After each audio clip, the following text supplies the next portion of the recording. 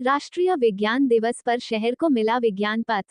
उत्तर प्रदेश के मुरादाबाद को स्मार्ट बनाने का काम तेजी पकड़ रहा है। आज राष्ट्रीय विज्ञान दिवस के अवसर पर महानगर को विज्ञान पथ की सौगात मिली। कमिश्नर मुरादाबाद और महापौर के साथ नगर आयुक्त की मौजूदगी में विज्ञान पथ का शुभारंभ हुआ। विज्ञान पथ में मिसाइलमैन एपीजे अब्दुल कलाम की मूर्ति के साथ आविष्कार की गई मिसाइल भी लगाई गई। तो वहीं चंद्रयान के अलावा विज्ञान को प्रदर्शित करने वाली मूर्तियां यहां लगाई गई। फीता काटकर उद्घाटन किया गया।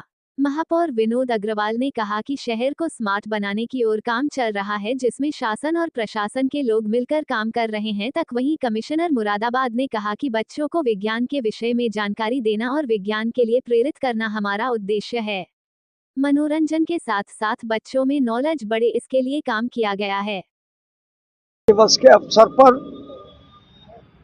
नगर निगम मुरादाबाद द्वारा माननीय मंडलायुक्त जी के सलाह पर और नगर आयुक्त दिव्यांशु जी के प्रयासों से आज मुरादाबाद में एक सपना साकार और हुआ है, जिसके अंदर भारत रत्न अब्दुल कलाम साहब की, पूर्व राष्ट्रपति हमारे, उनकी आज हमने प्रतिमा हमने स्थापित की है।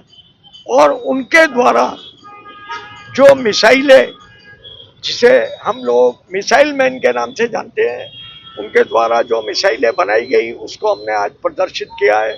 हमने आज यहाँ पर आर्यभट्ट का, चंद्रयान का और अन्य जो हमारे विज्ञान के क्षेत्र में हमारे भारत की उपलब्धियां हैं, उसको हमने आने वाली पीढ़ी को दर्शाने के लिए हमने आज ये यहाँ पर उसका प्रतिबिंब लगाए हैं।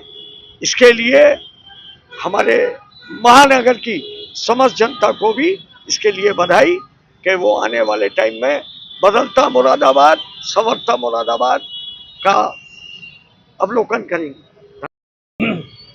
मुरादाबाद शहर में चारों तरफ जहाँ जैसा पोटेंशियल है उसके हिसाब से उस जगह को इस तरीके से विकसित करने का प्रयास किया जा रहा है, जिससे हर एक जो तबका है हमारे शहर का, उसको न सिर्फ सहूलियतें हासिल हों बल्कि उसकी जागरूकता बढ़े, सोसाइटी से उसका कनेक्शन बढ़े, शहर से उसका कनेक्शन बढ़े और हमारी हर जगह सुंदर भी दिखे, ज्ञानप्रद भी रहे।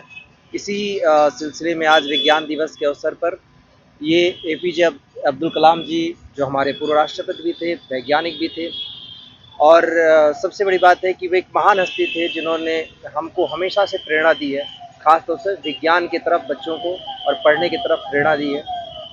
उनका यहाँ पर उनके द्वारा जितनी सारी चीज़ें क्रिएट की गई और ख़ास तौर पे जो समाज को योगदान दिया गया उसका चित्रण करते हुए यहाँ पर ये पूरा एक पथ बनाया गया है, जिसको विज्ञान पथ का नाम दिया गया है।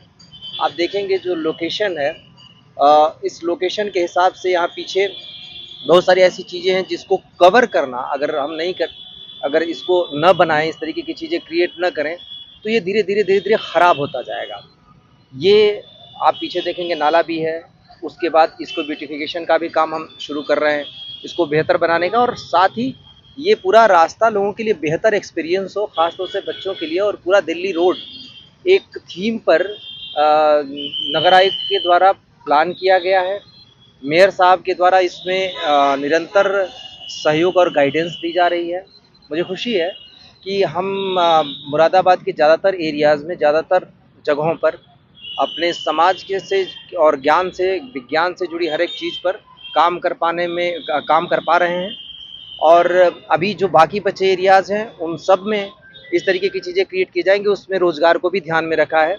हमारा लक्ष्य है, अभी हमारी बातचीत भी हुई थी मेयर साहब से भी और नगर आयुक्त से भी, और हमारा लक्ष्य है कि आने वाले समय में करीब पहले चरण में हम 5000 छोटे कियोस्क भी निर्मित करेंगे, जिससे लोगों को जो भी ये रास्ते में फड़ लगाने वाले, खोखे वाले, इन सब लोगों को जहाँ जहाँ हम सड़क से हटा सकेंगे हटाएंगे और उनको सही जगह पर व्यवस्थित करेंगे।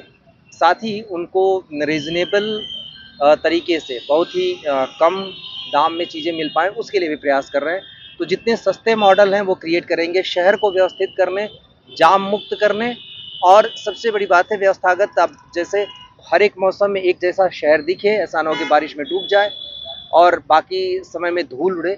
इन सारी चीज़ों की जो नगर निगम के पहले स्मार्ट सिटी के द्वारा किया गया, अब नगर निगम ने उसमें पहल की है। मुझे विश्वास है कि बहुत जल्दी हम मुरादाबाद को एक नायाब शहर के तौर पे हम विकसित कर पाएंगे। देवी कहाँ रहती हैं आप? ग्राम कनौबी पहाड़पुर। यहाँ कौन यह मेरा मैका है, सरतल ग्राम क्या सरतल। हुआ आज? आज का तो मुझे पता नहीं सर, मैं तो हरिद्वार तक काम में लेके कामर चढ़ा के आ रही थी, मेरे घर पे पहुंच गया था। मुझे रात में कॉल करी थी मेरे भतीजे ने कि जीजी बोलते हैं मेरे भतीजे मुझे, बोले जीजी अब चाचा नहीं मिल रहे हैं 4-5 दिन से। नहीं, एक दिन पहले कॉल करे तो उसने वो जीजी आज चाचा नहीं आए घर पे। नहीं आ जाएगा, दारू पी लेता है, आ जाएगा, आज नहीं कल आ जाएगा। साथ वाले जो इनके साथ वाले थे उससे पूछा मेरे भतीजे ने, फिर कॉल करी, बुआ जी साथ वाले मने कर रहे हैं कि हमने नहीं देखा, हमने नहीं देखा। लेकिन हमने कहा चलो कहीं होगा आ जाएगा। ऐसी कोई हमारी रंजिश नहीं थी, थोड़ी बहुत तो हो ही जाती है, गाली गलौज वगैरह, वो भी दारू थी, दारू भी गए या तो कोई नहीं करता है। तो उसके बाद फिर कॉल करी, बोला बड़े भाई ने फ़ोन करी थी। हम उधर थे, इधर हरिद्वार से आते खेत की पुलिया पे, रात के 11 बजे वो राजा नहीं आया है घर पे, कहाँ गया पता नहीं, कामन लेने गए वहाँ तो नहीं, भाई नहीं आया है। उसके बाद हम लोग घर आ गए, आज हमने जल चढ़ाया। उसके बाद हमारे पास हमारी भतीजी ने कॉल करी, अब इन लोगों को पता पड़ा है कि लाश यहाँ पे मिली है। और उसने ये कांड है शुक्रवार की शाम का, जो मुझे शुक्रवार की शाम को मेरे भतीजे ने बताया, बाकी उसे पता होगा शुक्र की सुबह से नहीं है या शाम से नहीं है। किसी पे गुस्सा है क्या? शक नहीं सर, पूरा भरोसा है उनसे। एक सामने पंडित है, उससे गाली गलौज हुई थी, वो प्रधान सुचित शर्मा के साथ रहता है। और सुचित शर्मा भाई पहले भी गुंडा भी है और बदमाश भी है और जिम्मेदार भी है। और सर हम गरीब हैं, हमें पता है कि उन्हें पता है कि ये मुकदमा नहीं चला पाएंगे। क्यों नहीं चला पाएंगे? ये गरीब आदमी है, ये कमा के खाती है, तो ये क्या मुकदमा चले? मार दो सालों को, मर जाएंगे दब जाएगा। और सर अगर ऐसी दवा तो हर गरीब में इसी तो मारा जाएगा। ऐसा प्रधान नहीं चाहिए, गाँव वालों को चाहिए। तो इनसे आज मीडिया वालों के बोल रहे कहीं ऐसा प्रधान चाहिए, या फिर उसके पद आज